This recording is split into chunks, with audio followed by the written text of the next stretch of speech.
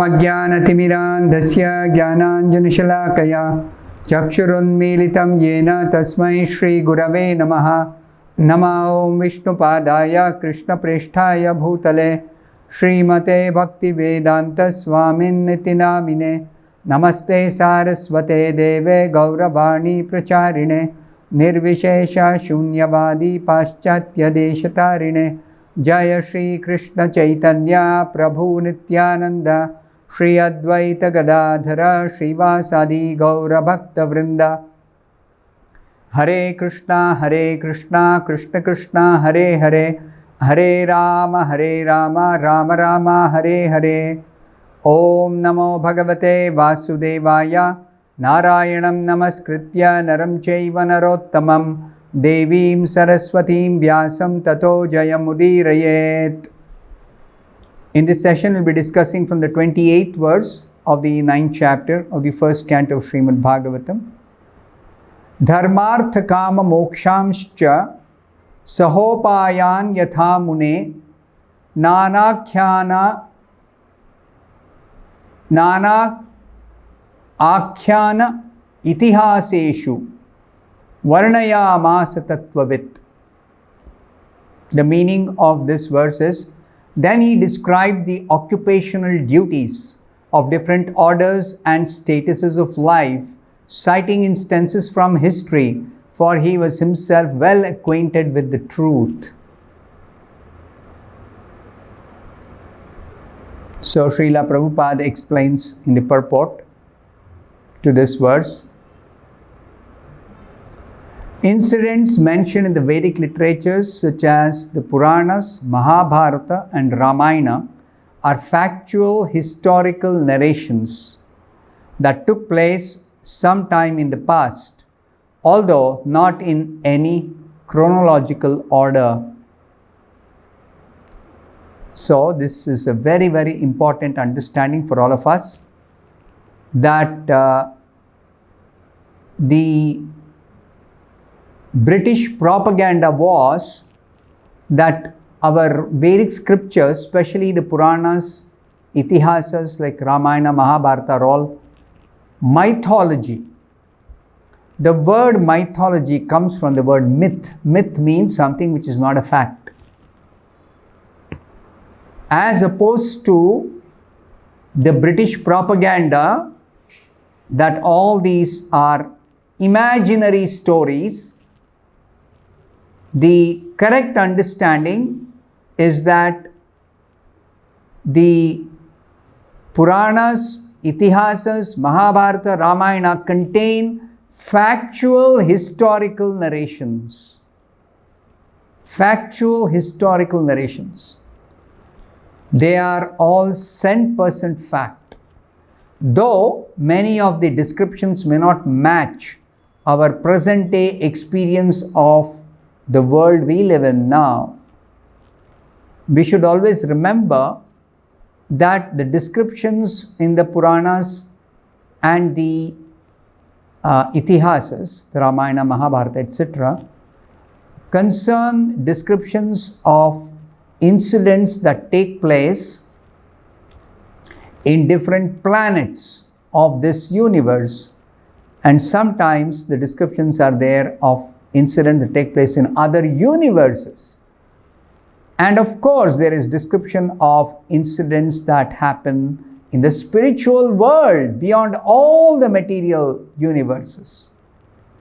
So that will never tally with our experience, because we do not know what is the spiritual world. We do not know what are the upper planets. We do not know what are hellish planets. That is because of our ignorance. So the descriptions in the Puranas and the Itihasas is meant to eradicate our darkness of ignorance, enlighten us about reality, about facts, not some imaginary stories. So this has to be very properly understood and digested. Then only the reading of the Puranas, hearing of incidents in the Vedic literature will be taken seriously. So further Srila Prabhupada says, such historical facts being instructive for ordinary men were assorted without chronological reference. Just like to give in the Bhagavatam, the disappearance of Krishna is described in the 14th chapter of the first canto of Srimad Bhagavatam.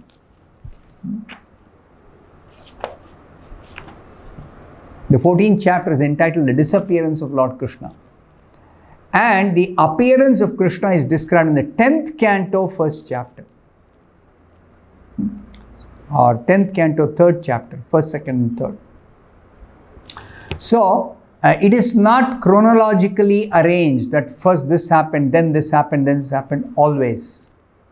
Sometimes there is a description which is not necessarily in the chronological order, not necessarily in the order in which they occurred. But the important point is there is some lesson for us to learn, and that lesson is important. Besides that, Srila Prabhupada continues to explain, they happen on different planets, nay, in different universes, and thus the description of narrations is sometimes measured by 3 dimensions. Our experience of life on this planet in the present age is limited. In former ages, the demigods used to visit the earth planet, and they were visible to ordinary men. But in Kali Yuga, the demigods are not visible. They generally don't come to this earth planet. In the Kali Yuga, even if they do come, they are not visible to us.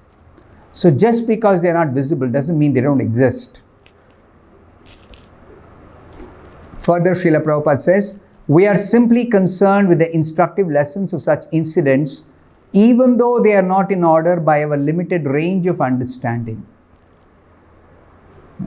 Our understanding is very, very, very limited. We don't even know the life forms that exist in the bottom of the oceans. The scriptures inform there are 9 lakh or 900,000 varieties of aquatics. How many do we know? We hardly know some few hundred, that's all. We do not know. We do not know of a kind of fish called Timingila, which can actually devour huge whales. That's a description in the Shastra. Perfect description, perfect knowledge. Where do we have experience of a Timingila? We don't even know such a aquatic exists. We do not know of that. So, we should not just accept what tallies with our understanding or our conceptions or our experience. We should accept things because the source is perfect and authoritative, and they are giving us knowledge about things which is beyond the range of our experience or understanding. And when we qualify, we are able to perceive this reality described in the scriptures. When we qualify, there is a way of acquiring these qualifications by spiritual practice, and that is what is being taught in the Vedic literature. Bhishma Deva described such narrations before Maharaj Yudhishthira in reply to his different questions. Yudhishthira asked so many questions about dharma. So, Varna dharma and Ashrama dharma. This is for civilized people. Varnashrama system. The society is divided into 4 occupational divisions according to the acquired nature. We have discussed this in the previous verses. Brahmana dharma, Kshatriya dharma, Vaishya dharma, Shudra dharma. So that is way of dividing the society for the sake of everyone having a common goal or aim of self-realization. That's the reason the particular occupations are recommended. People should not simply do anything and everything for the sake of earning money. No. They should not do anything sinful. So to avoid sinful activities means to prepare oneself to advance in spiritual life and prepare oneself to go back home, back to Godhead. That is the whole program. Now the goal itself is missing in the modern education system. They do not know that we are eternal. Each one of us is eternal. They do not know this. So the goal itself is missing. So then where is the relevance they can understand of studying the scriptures and living a life based on the goal of ultimate self-realization? They do not understand this. They don't even know that we are accountable for every activity we do. Not only now, because of the government or the police force or some material laws that we know are enforced, but also after quitting this body, next life, we are accountable. All our actions are accountable. If I do some sinful activities in this life, I may have to suffer in this life itself the reactions for those sinful activities. I may not suffer in this life, but I will have to suffer in the next life or in future lives. So this is subtle laws that are working. Now why do the scriptures ordain that certain sinful activities, the reactions are given only in the future lives? Because in the human form of life, if I have done a sinful activity, I have got an opportunity to correct myself, because human being has got developed intelligence. So he or she, any human being can correct their sinful activity done unknowingly or done accidentally, done inadvertently. Somehow, by force of circumstances, somebody did something wrong, they can correct themselves. That's called prayaschitta. And the best prayaschitta, as described in the Bhagavatam, is simply to chant the holy name of the Supreme Lord. The perfect prayaschitta for all types of sinful activities.